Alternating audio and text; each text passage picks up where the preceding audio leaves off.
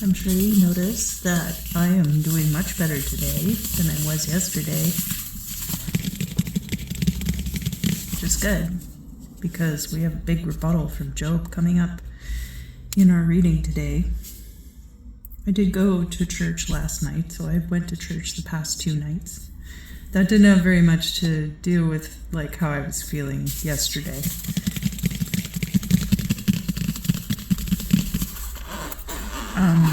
There's just a lot of things I'm really angry about right now.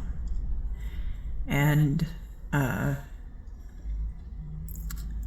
obviously I'm not going to talk about them here because I don't want to get angry in the video.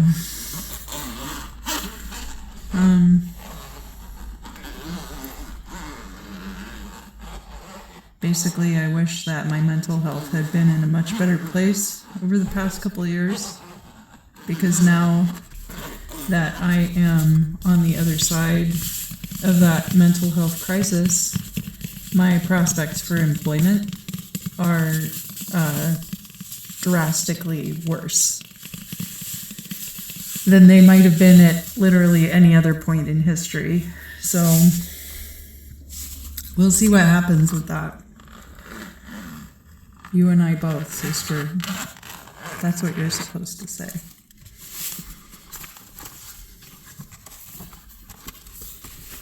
I just feel like people don't care about each other anymore. And that puts me at a great disadvantage because I care a lot about people.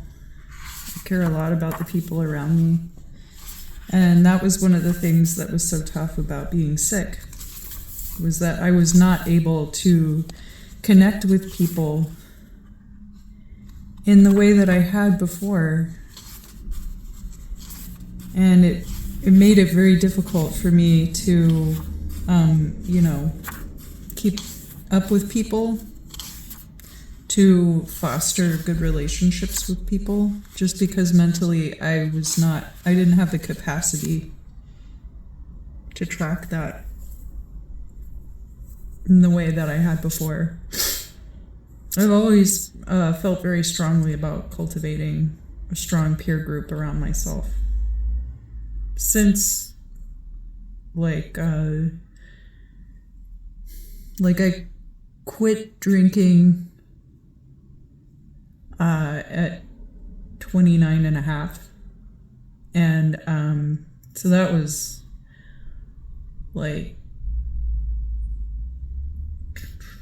it's over 10 years ago now. And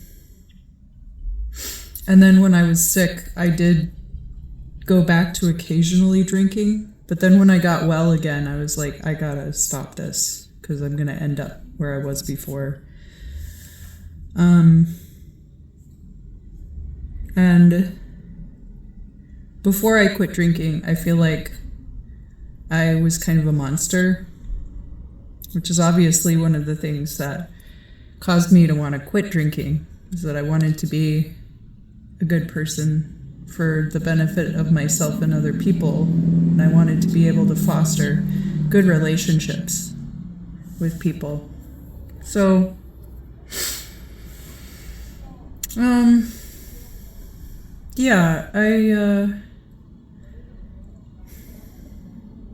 I really feel like people are not being encouraged to foster community.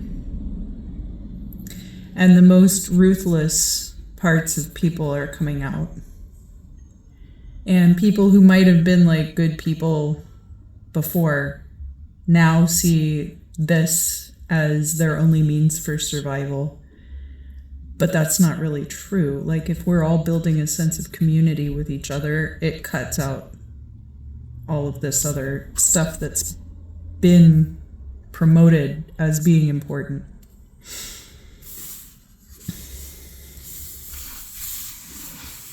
I wonder what Job would have to say about that.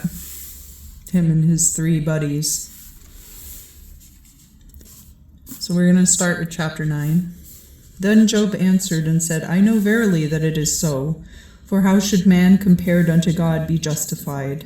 If I would dispute with him, he could not answer him 1 thing of 1,000. He is wise in heart and mighty in strength. Who hath been fierce against him, and hath prospered? He removeth the mountains, and they feel not when he overthroweth them in his wrath. He removeth the earth out of her place, that the pillars thereof do shake. He commandeth the sun, and it riseth not. He closeth up the stars as under a signet. He himself alone spreadeth out the heavens, and walketh upon the height of the sea. He maketh the stars Arcturus, Orion, and Pleiades, and the climates of the south. He doeth great things and unsearchable, yea, marvelous things without number. Lo, when he goeth by me, I see him not, and when he passeth by, I perceive him not. So he's emphasizing the otherworldliness and the omnipotence of God. Behold, when he taketh a prey, who can make him to restore it? Who shall say unto him, What doest thou? God will not withdraw his anger, and the most mighty helps do stoop under him. How much less shall I answer him, or how should I find out my words with him? For though I were just, yet I could not answer, but I would make supplication to my judge. If I cry and he answer me, yet would I not believe that he heard my voice. For he destroyeth me with a tempest, and woundeth me without cause. He will not suffer me to take my breath, but filleth me with bitterness. If we speak of strength, behold, he is strong. If we speak of judgment, who shall bring me into plead? If I would justify myself, mine own mouth shall condemn me. If I would be perfect, he shall judge me wicked. Though I were perfect, yet I know not my soul. Therefore I abhor I my life. This is one point, therefore I said, he destroyeth the perfect and the wicked. If the scourge should suddenly slay, should God laugh at the punishment of the innocent? The earth is given into the hand of ye wicked. He covereth the faces of the judges thereof. If not, where is he, or who is he? My days have been more swift than a post. They have fled, and have seen no good thing. They are passed as with the most swift ships, and as the eagle that flieth to the prey. If I say I will forget my complaint, I will cease from my wrath, and comfort me, then I am afraid of all my sorrows, knowing that thou wilt not judge me innocent. If I be wicked, why labor I thus in vain? If I wash myself with snow water, and purge mine hands most clean, yet shalt thou plunge me in the pit, and mine own clothes shall make me filthy. For he is not a man as I am, that I should answer him if we come together to judgment. Neither is there any umpire that might lay his hand upon us both. Let him take his rod away from me, and let not his fear astonish me. Then will I speak, and fear him not. But because I am not so, I hold me still.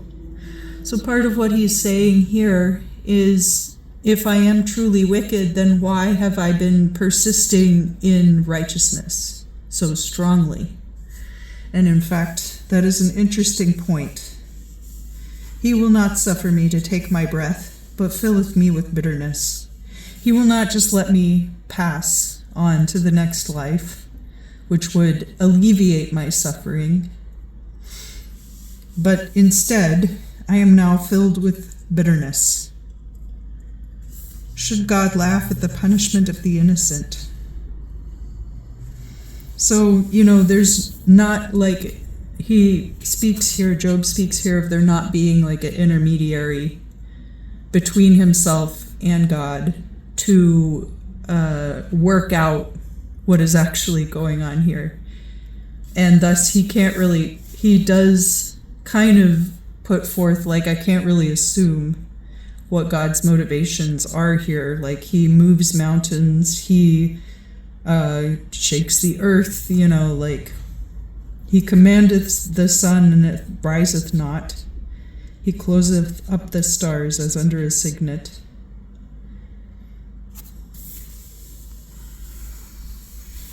When he goeth by me, I see him not, and when he passeth by, I perceive him not. So he definitely talks about like how this is very puzzling to himself, Job, in the context of his spirituality and his relationship with God. My soul is cut off, though I live. I will leave my complaint upon myself, and will speak in the bitterness of my soul. I will say unto God, condemn me not, shew me wherefore thou contendest with me. Thinkest thou it good to oppress me, and to cast off the labor of thine hands, and to favor the counsel of the wicked? Hast thou carnal eyes, or doest thou see as man seeth? Are thy days as man's days, or thy years as the time of man, that thou inquirest of mine iniquity, and searchest out mine sin?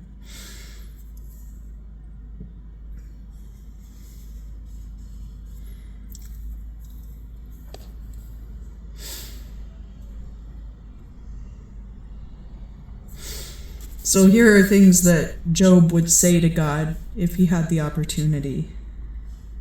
That thou inquirest of mine iniquity, and searchest out my sin. Thou knowest that I cannot do wickedly, for none can deliver me out of thine hand. Thine hands have made me, and fashioned me wholly round about, and wilt thou destroy me? Remember, I pray thee, that thou hast made me as the clay, and wilt thou bring me into dust again? Hast thou not poured me out as milk, and turned me to curds like cheese? Turn me to curds like cheese. Thou hast clothed me with skin and flesh, and joined me together with bones and sinews. So here he's talking about his physical vessel, which, as we recall, is being severely afflicted now by great sores and boils. Thou hast given me life and grace, and thy visitation hath preserved my spirit. Though thou hast hid these things in thine heart, yet I know it is so with thee.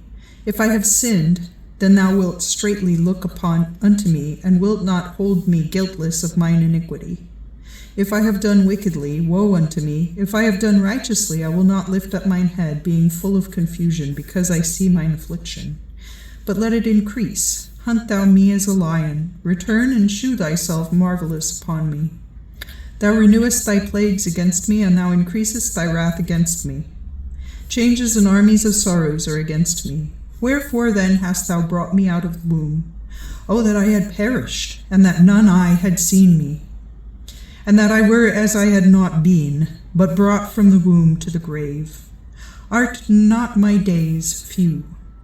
Let him cease, and leave off from me, that I may take a little comfort, before I go and shall not return, even to the land of darkness and shadow of death. Into a land, I say, dark as darkness itself, and into the shadow of death, where is none order, but the light is there as darkness. So Job is very much like, if I have sinned, please do punish my iniquity. But at the same time, he's worked very hard not to sin. And so he's incredibly confused by all of this. He's been made very physically uncomfortable. And he is begging God to give him some indication of how he might have acted differently to get a different outcome. Now, we in America, and you may be living somewhere else, and things may be different there. Here in America, there's very much this idea of one's own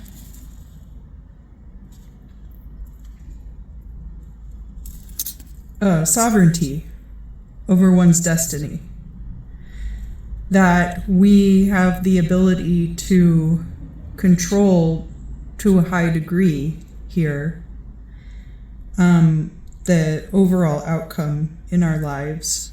Now, that has fluctuated in truth over the longer period of time of our actually quite short history as a nation. And I would say that during this particular time, actually, that is not that true. That is not as valid as it has been in the past. That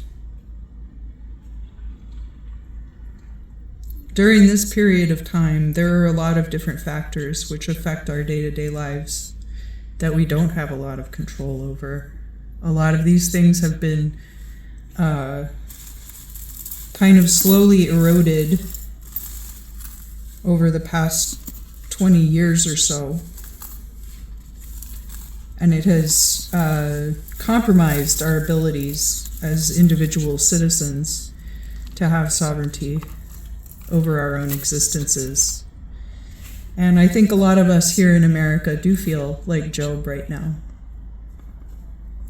which is not to take away from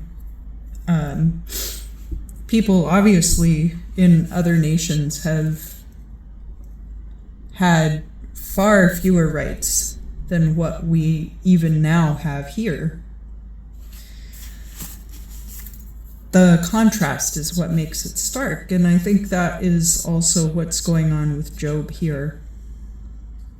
That he is in a high degree of physical discomfort and has also had all of his children have perished horribly in a horrible fire.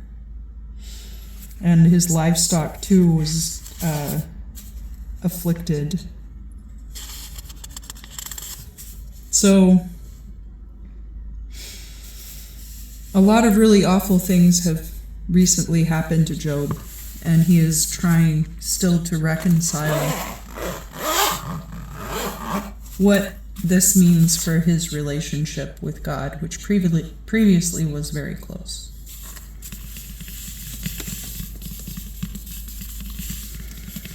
So I hope that all of you are having a blessed Lenten season, and that you are able to enjoy your lives, and that you feel like you're getting everything that you want out of your life.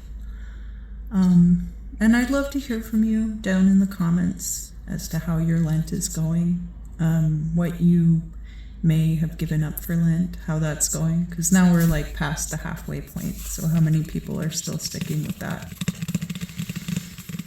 And until next time, I look forward to seeing you again very soon.